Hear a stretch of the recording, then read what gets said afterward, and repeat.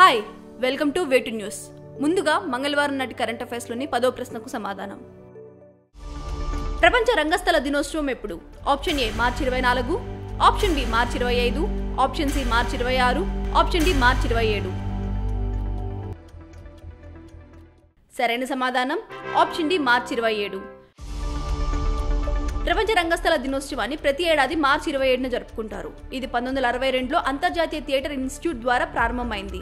ఈ ఏడాది theatre India culture of piece అనే థీమ్తో నిర్వహించారు. మొదటి ప్రశ్న, ప్రపంచంలోనే అతిపెద్ద సింగిల్ లొకేషన్ కాపర్ తయారీ కర్మాగారాన్ని ఎక్కడ ప్రారంభించారు?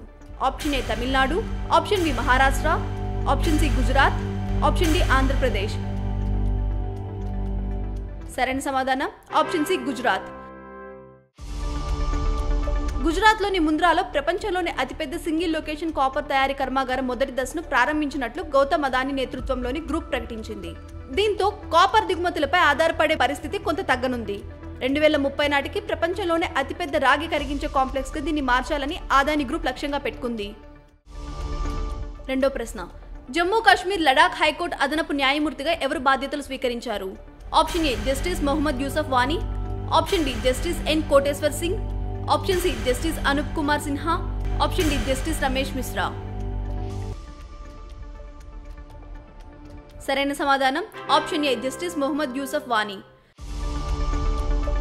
జమ్మూ కాశ్మీర్ లడాక్ హైకోర్టు అదనపు న్యాయమూర్తిగా జస్టిస్ మొహమ్మద్ యూసఫ్ వానీ బాధ్యతలు స్వీకరించారు.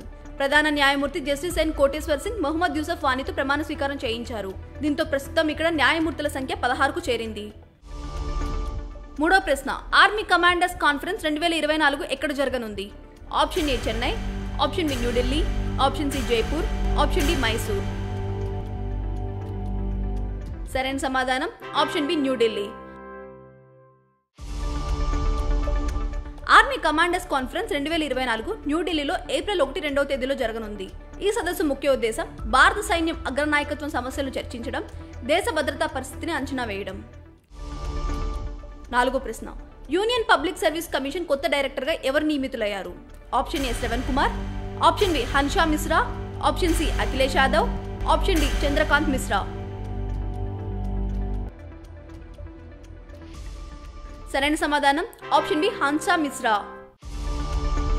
యూనియన్ పబ్లిక్ సర్వీస్ కమిషన్ కొత్త డైరెక్టర్ గా హన్షా మిశ్రా నియమితులయ్యారు. 2010 బ్యాచ్ కి చెందిన Hansha Mishra Indian audit and account service అధికారి. మిశ్రా సిఏజీ కార్యాలయంలో వివిధ హోదాల్లో కూడా పనిచేశారు. ఐదో ప్రశ్న, మిస్ యూనివర్స్ పోటీలో మొదటిసారిగా ఏ గల్ఫ్ దేశం పాల్గొంటుంది? Option A Armenia, option B Qatar, option C Bahrain, option D Saudi Arabia. సరైన సమాధానం ఆప్షన్ డి సౌదీ అరేబియా.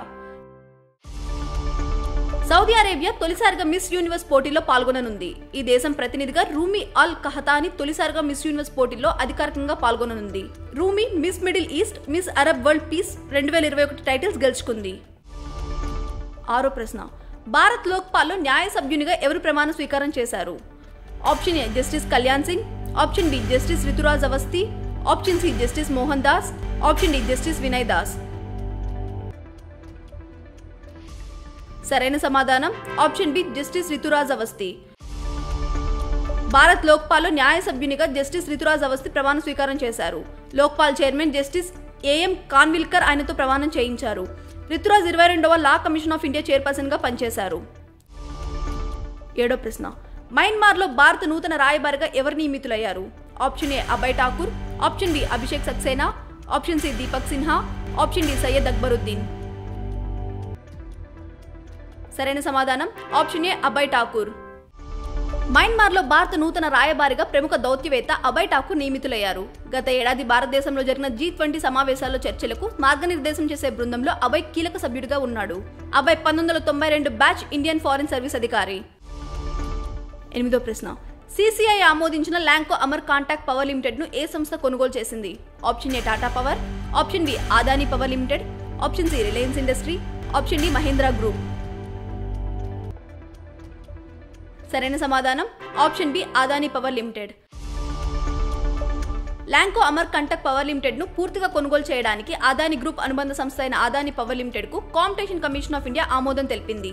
ఈ కొనుగోలులో Lanco Amarkantak power limited యొక్క 100% ఈక్విటీ షేర్ క్యాపిటల్ ను అదానీ పవర్ లిమిటెడ్ కు బదిలీ చేస్తారు.